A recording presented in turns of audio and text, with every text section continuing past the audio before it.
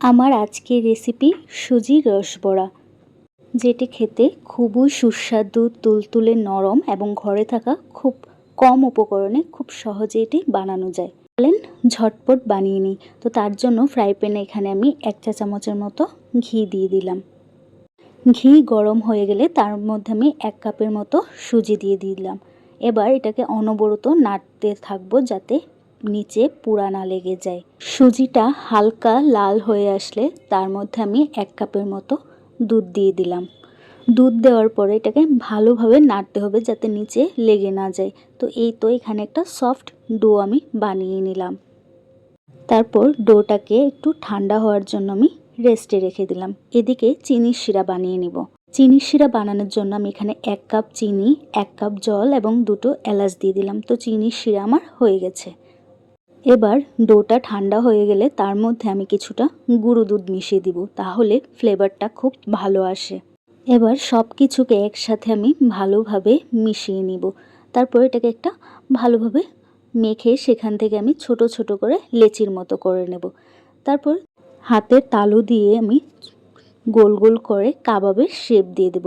তো দেখুন আমার শেপগুলো কত সুন্দর হয়েছে, এক ফোঁটাও ফেটে যায়নি। যত এটাকে হাত দিয়ে ভালোভাবে ঘোরাবেন শেপটা ততই সুন্দর হবে এবং এটা ফাটার সম্ভাবনা থাকবে না। তো এইভাবে আমি এখানে সবগুলো সুজির বড়া বানিয়ে নিলাম। এবার তেলটা গরম হয়ে গেলে এখানে আমি সবগুলো বড়া একে একে করে দিয়ে দেব। মিডিয়াম টু লো হিটে আমি সবগুলো বড়া এখানে ভেজে নেব।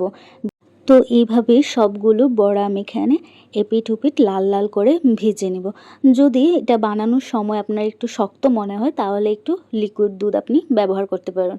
তো দেখুন সবগুলো বড়া কত সুন্দর করে ভাজা হয়ে গেছে। এবার আমি আগে থেকে বানানো শিরার মধ্যে একটু উষ্ণ গরম থাকতে সবগুলো বড়া আমি এখানে দিয়ে দেব। এবার এটাকে আমি 15 মিনিট থেকে 1 ঘন্টার মতো আমি এটাকে রেস্টে রেখে দেব, যাতে রসগুলো প্রত্যেকটার মধ্যে ভালোভাবে পৌঁছায়। তো যদি সময় থাকে তাহলে আরও বেশি টাইম রাখতে পারবেন। যত বেশি সময় নিয়ে এটাকে রাখবেন ততই এটা খেতে আরও বেশি দুর্দান্ত লাগবে।